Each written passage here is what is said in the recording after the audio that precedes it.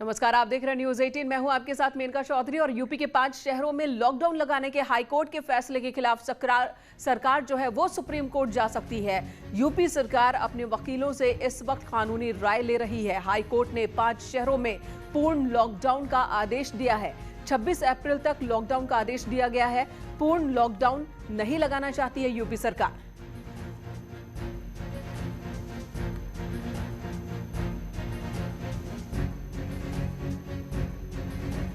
सरकार की दलील है कि पूर्ण लॉकडाउन की वजह से रोजी रोटी का संकट खड़ा हो जाएगा बहुत से लोगों के सामने, और ऐसे में हम पूर्ण लॉकडाउन नहीं लगाना चाहते हैं। और जो दूसरा पॉइंट रखा जा रहा है कि बहुत सी जगहों पर खुद ही लॉकडाउन जैसे जो कदम है वो उठाए जा रहे हैं लोगों की ओर से।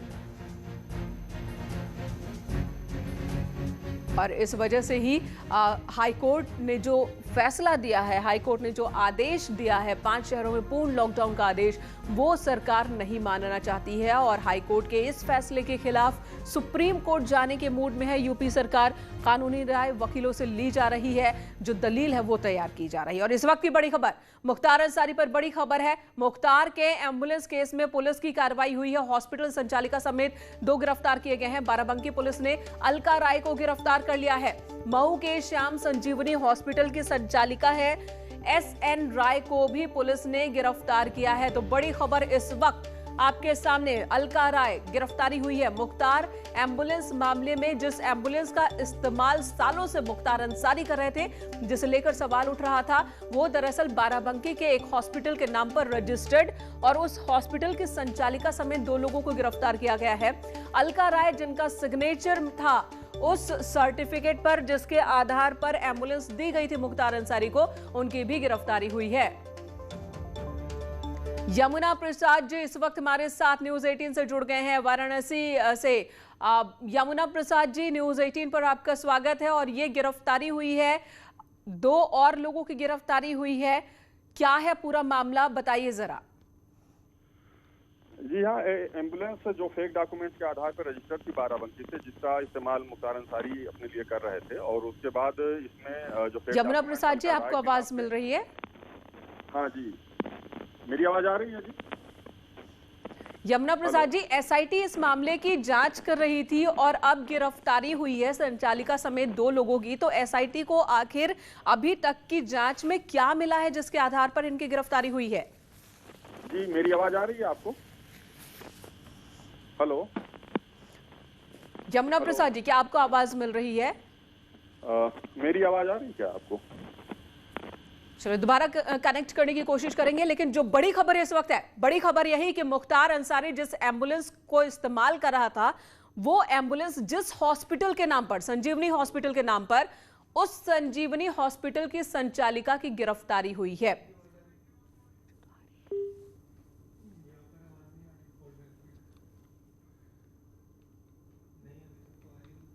बाराबंकी ने पुलिस ने गिरफ्तार किया है। SIT जांच कर रही थी। SN राय को भी पुलिस ने गिरफ्तार किया है। तो बड़ी खबर।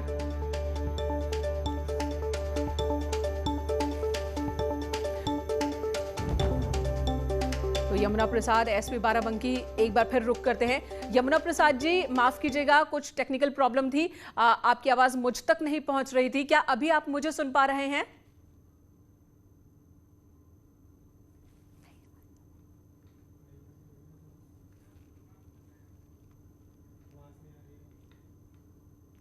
दोबारा बात करने की कोशिश करेंगे। मुख्तार अंसारी पर बड़ी खबर है इस वक्त कि मुख्तार के एम्बुलेंस केस में पुलिस की कार्रवाई हुई है। हॉस्पिटल संचालिका समेत 2 की गिरफ्तारी हुई है, यानी कि कुल 2 लोगों की गिरफ्तारी हुई है। बाराबंकी पुलिस ने अलका राय को गिरफ्तार किया है, जिनका सिग्नेचर था, जिसके आधार पर ही एम्बुलेंस जो है मुख्तार अंसारी को मिली थी। मऊ के श्याम संजीवनी हॉस्पिटल की संचालिका SN राय को भी पुलिस ने गिरफ्तार कर लिया है। तो बड़ी अपडेट, बड़ी खबर इस वक्त। SIT इस पूरे मामले की जांच कर रही थी। सबसे पहले बाराबंकी के SP यमुना प्रसाद एक बार फिर हमारे साथ जुड़ चुके हैं। यमुना प्रसाद जी, माफ कीजिएगा, बार बार आपसे कुछ टेक्निकल प्रॉब्लम हो रही है आवाज में। अभी आपको आवाज मिल रही है तो ये बताइएगा कि SIT जांच में आखिर वो कौन से तथ्य मिले कि ये गिरफ्तारी हुई है? Are you getting my voice? Yes. हाँ, ये पूरी टीम जो हमारी लगी हुई थी एसआईटी और इसके साथ एक टीम और लगी हुई थी, ये पूरा प्रकरण की जांच कर रही थी और इसमें पूरा तथ्य निकल के आया था कि फेक डॉक्यूमेंट के आधार पे एम्बुलेंस रजिस्टर्ड किए गए हैं जो बाराबंकी से रजिस्टर्ड थे और जिसमें संजीवनी हॉस्पिटल के नाम से रजिस्टर्ड था, जिसकी संचालिका डॉक्टर अलका राय थी और इनके एक साथी डॉक्टर शेषनाथ राय ये इसमें गारंटर थे। ये दोनों ने ही साजिश करके इस एम्बुलेंस का फेक रजिस्ट्रेशन करवाया था। इसमें और भी कई लोग शामिल हैं जो मुख्तार अंसारी यूज कर रहे थे और वो लगातार इसको अपने कब्जे में लिए हुए थे। इसके आधार पे ये मुकदमा लिखा गया था बाराबंकी में, जिसमें एक पहले गिरफ्तारी हुई थी राजनाथ यादव की, उसके ही बयान पे इनकी गिरफ्तारी हुई है डॉक्टर अलका राय की और शेषनाथ राय की। यमुना प्रसाद जी, क्या मामले इन लोगों के खिलाफ बन रहे हैं? फेक डॉक्यूमेंट के आधार पे एम्बुलेंस खरीदना ये मामला है पूरा इनका, और कांस्पिरेसी करना एक ऐसे मामले में कि बिना डॉक्यूमेंट के और बिना इसके ऑफिशियल यूज के इसको प्राइवेट यूज में, पर्सनल यूज में लिया जा रहा था एम्बुलेंस को। ये मामला है पूरा इनका। यमुना प्रसाद जी, बयान भी आया था अलका राय का जब एम्बुलेंस प्रकरण जो विवादों में आया, तो अलका राय ने 2 पॉइंट्स रखे थे। पहली बात उन्होंने रखी थी कि उनसे मुख्तार अंसारी की ओर से जो एम्बुलेंस मांगी गई थी जनता के हित में, जन सेवा के लिए मांगी गई थी। और दूसरी बात उन्होंने कही थी कि एक विधायक को कोई मना कैसे कर सकता है, जो इतना बड़ा बाहुबली है विधायक सांसद, उनको कोई मना कैसे कर सकता है? क्या ये तथ्य कोई काम करते हुए नजर आ रहे हैं क्या, उनकी दलील जो है उनके सपोर्ट में? ये 2013 में ये एम्बुलेंस खरीदी गई थी, 13 से लेके 7 साल हो गए, ये 8वां साल है, 21 चल रहा है। और इस बीच में कभी इनको ये नहीं लगा कि क्या उसकी जनसेवा हो रही है, ये इन्हें पता करना चाहिए था। और रेगुलर यूज एक पर्सनल कैपेसिटी में किया जा रहा था, तो इन्हें ये जानकारी होनी चाहिए थी कि उसका जनता के लिए क्या यूज हो रहा था और क्या पर्सनल कैपेसिटी में यूज हो रहा था। अगर वो मिसयूज हो रहा था या जनसेवा के लिए नहीं यूज हो रहा था, तो कम से कम आज के हालात में कहीं भी वो किसी पुलिस को इन्फॉर्म कर सकती थी अपने यहाँ की जाकर के कि हमारे नाम पे ली गई थी या नहीं ली गई थी, या जैसे भी हुआ था उसको एक बार भी किसी पुलिस ऑफिसर के इंफॉर्मेशन में लाना चाहिए था इनको। और मना करने की बात है तो अब वही कार्रवाई हो रही है कि मतलब कोई भी बाहुबली हो या कोई भी कैसा अपराधी हो, वो कानून से बड़ा नहीं है।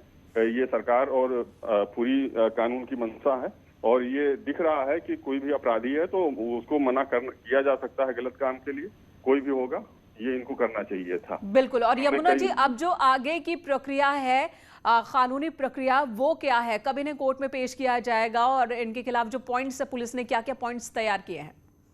जी हाँ, आज डॉक्टर अलका राय को और शेषनाथ राय को आज कोर्ट में पेश किया जाएगा, इनको लाया जाएगा और जो विधिक प्रक्रिया होगी, हम लोग पुलिस कस्टडी रिमांड की डिमांड करेंगे और जो विधिक प्रक्रिया होगी उसको अपनाया जाएगा पूरे तौर से और इसको फॉलो किया जाएगा। और आगे इसमें और भी जुड़े लोग हैं, और भी जो जुड़े लोग हैं उनकी भी गिरफ्तारियां धीरे धीरे सुनिश्चित की जाएंगी। यमुना प्रसाद जी, यही मेरा अगला सवाल था कि जो एसआईटी जांच में क्या कुछ और लोग भी इससे जुड़े हुए हैं और किसी और तरह का भी फायदा क्या अलका राय या उनके हॉस्पिटल ने मुख्तार अंसारी से उठाया? किसी और तरह के संबंध भी है क्या इनके? जी हाँ, वो कई तथ्य निकल के आए हैं, वो सारी चीजें इसमें प्रकाश में आएंगी क्योंकि ये उसी क्षेत्र में रह रही थी, उनसे जुड़ी हुई थी।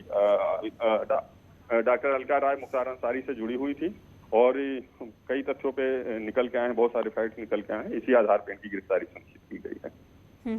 और कब तक और गिरफ्तारियां मुमकिन हैं? और जो पॉइंट्स इस वक्त एसआईटी के पास है, आपके पास है, उसमें किस तरह की सजा अलका राय और एसएन राय को हो सकती है? ये 420 67 का मामला है, तो इसमें उम्र कैद तक की सजा होगी है, लेकिन बाकी सजा देना कोर्ट का काम है, वो क्या डिसाइड करेगा। हमारा काम है प्रोड्यूस बिफोर द कोर्ट, और हम कोर्ट के सामने प्रोड्यूस करेंगे और अधिकतम सजा की डिमांड करेंगे।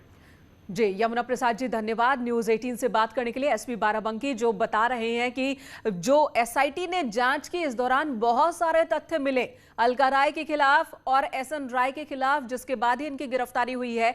एक गिरफ्तारी इस मसले में पहले ही हो चुकी है और आज पेशी होगी अलका राय की, एसएन राय की, और उसके बाद जो कानूनी प्रक्रिया है उसके तहत ही मामले 420 के और दूसरे दर्ज किए गए हैं इन दोनों के ही खिलाफ। और इधर कोरोना के बढ़ते मामलों को देखते हुए दिल्ली सरकार ने लॉकडाउन लगा दिया है। दिल्ली में 6 दिनों के लिए लॉकडाउन लगा हुआ है। सुबह 5 बजे से ही लॉकडाउन की शुरुआत हो गई है। तो दिल्ली में लॉकडाउन की शुरुआत 1 हफ्ते के लिए लॉकडाउन लगाया गया है। सीएम अरविंद केजरीवाल ने कल खुद ही ऐलान किया था और साथ ही लोगों से यह भी अपील की कि ये छोटा लॉकडाउन है, उम्मीद है कि इसे और बढ़ाने की जरूरत न पड़े, इसलिए कहीं किसी पैनिक सिचुएशन में आने की जरूरत नहीं है, डरने की जरूरत नहीं है। 1 हफ्ते बाद चीजें वैसी ही हो जाएंगी जैसे कि अभी ही है, लेकिन कोरोना की चेन को तोड़ने के लिए 1 हफ्ते का ये छोटा लॉकडाउन जरूरी है। तो अब लॉकडाउन लग गया है और ऐसे में जो दिल्ली की सड़कें हैं वो सुनसान नजर आएंगी। वीकेंड लॉकडाउन पहले से ही था और अब सोमवार से ही, कल रात 10 बजे से ही लॉकडाउन लग गया, जो सोमवार सुबह तक रहेगा। 6 दिन के लिए दिल्ली में लॉकडाउन लगाया जा रहा है। इस दौरान जाहिर है कि जो एसेंशियल सर्विसेज हैं वो जारी रहेंगी, खाने पीने की, मेडिकल व्यवस्थाओं की वो जारी रहेंगी। ये शादियों का सीज़न है, लोगों के बड़े मुश्किल से रिश्ते बनते हैं, हम उनके रिश्ते तोड़ना नहीं चाहते। तो लोगों की शादियां संपन्न हों, लेकिन केवल 50 लोगों के गैदरिंग के साथ संपन्न हो, उसके लिए अलग से पास दिए जाएंगे। अमित राणा हमारे सहयोगी गाजियाबाद से हमारे साथ जुड़ गए हैं। अमित, हम चाहेंगे आप दिखाएं कि तस्वीरें कैसी हैं जब दिल्ली में लॉकडाउन लग गया। कल हमने देखा बड़ी संख्या में लोग जो हैं दिल्ली से वो निकल पड़े अपने घरों से। आनंद विहार बस स्टेशन पर भीड़ दिख रही थी, रेलवे स्टेशन पर भीड़ दिख रही थी। अभी की क्या स्थिति है?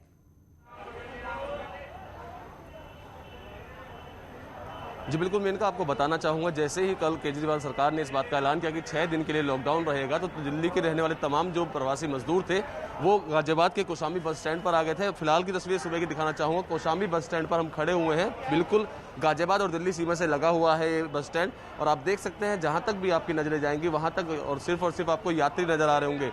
वजह सिर्फ यही है कि लोगों को ये लग रहा है कि अभी महज 1 हफ्ते का लॉकडाउन है, लेकिन इस लॉकडाउन की अवधि कहीं ना बढ़ा दी जाए, जैसा कि बीते साल हुआ था और एकदम से लॉकडाउन लग गया था। जो प्रवासी मजदूर यहाँ फंसे रह गए थे उन्हें अपने घर जाने पर, अपने गंतव्य स्थान जाने पर काफ़ी दिक्कतों का सामना करना पड़ रहा था। कुछ लोग मेरे साथ हैं, उनसे जानेंगे, बात करेंगे। कहाँ के रहने वाले हो? हम सिद्धार्थ नगर सर। अच्छा, यहाँ दिल्ली में क्या करने आए थे? यहाँ नौकरी कर रहे थे सर। तो अब घर वापस जा रहे हैं? अब वापसी आ रहे हैं। लॉकडाउन लग गया सर। अच्छा, हाँ जी। तो रोजी रोटी की तलाश में आए थे, अब लग रहा है कि नहीं लग रहा है? नहीं लग रहा, अब बंद हो गया। बंद हो गया। हाँ जी। आप बताओ, इन्हीं के साथ हो? आप भी सिद्धार्थ नगर से आए हो? हाँ जी। तो अब कहाँ वापस जा रहे हैं, क्या करें, काम वाम सब बंद हो गया। अच्छा, लेकिन अमित इनसे पूछिए कि 1 हफ्ते की ही बात है, अभी तो सीएम कह रहे हैं 1 हफ्ते की ही बात है, तो इस बात पर इन्हें भरोसा नहीं है क्या? पिछली बार वाला सीन करेंगे ये, इसलिए जा रहे हैं हम, क्या फायदा रहने का। जिस तरीके से केजरीवाल सरकार जो कह रही है, जो केजरीवाल कह रहे हैं कि 1 हफ्ते की बात है, 1 हफ्ते आप रुक सकते हैं, तो क्या भरोसा नहीं है? पहले भी तो 2 दिन का बोला था इन्होंने, 2 दिन का फिर 7 दिन कर दिया। 7 दिन के बाद और भी बढ़ा सकते हैं ना ये। लेकिन बड़े अरमान से आए होगे ना यार तुम भी यहाँ पे कमाने के लिए, अब लेकिन कमाई अरमान से ही आया था, इसके बाद क्या हो रहा है, तो माहौल ही अलग है, खाने पीने का मिल नहीं रहा, हर जगह सब चीज बंद है, क्या करेंगे यार रह के। एक ही दिन में ये सब चीजें हो गई?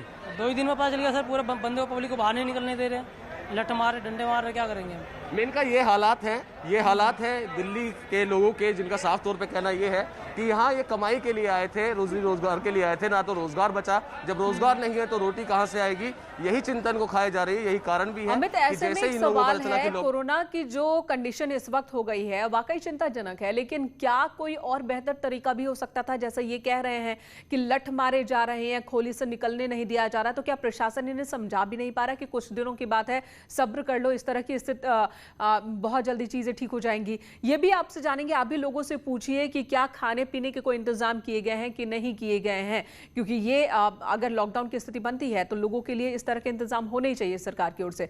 धन्यवाद इस वक्त के लिए अमित, आपका बहुत बहुत शुक्रिया। हालांकि लोगों को घबराने की जरूरत नहीं है, बार बार न्यूज़ 18 भी यही समझा रहा है। इधर रेल मंत्रालय ने भी साफ किया है कि पहले की तरह ही ट्रेनें चलती रहेंगी, रात भर लोग जो है वो आनंद विहार पर देखे गए, भीड़ देखी गई। रेल मंत्रालय जबकि बार बार समझा रहा है कि रेलवे की ओर से कोई लॉकडाउन नहीं है, ट्रेनें चलती रहेंगी और ऐसे में लोगों को पैनिक होने की जरूरत नहीं है, इस तरीके से भीड़ की शक्ल में कहीं जाने की जरूरत नहीं है।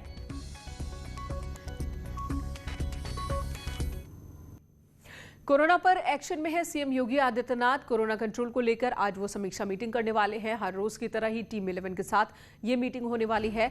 लखनऊ में सुबह 11 बजे मीटिंग होगी। वीडियो कॉन्फ्रेंसिंग के जरिए सभी अधिकारी मुख्यमंत्री से जुड़ेंगे। आइसोलेशन में है मुख्यमंत्री योगी आदित्यनाथ और इसी दौरान लगातार सभी जरूरी कामों को निपटा भी रहे हैं।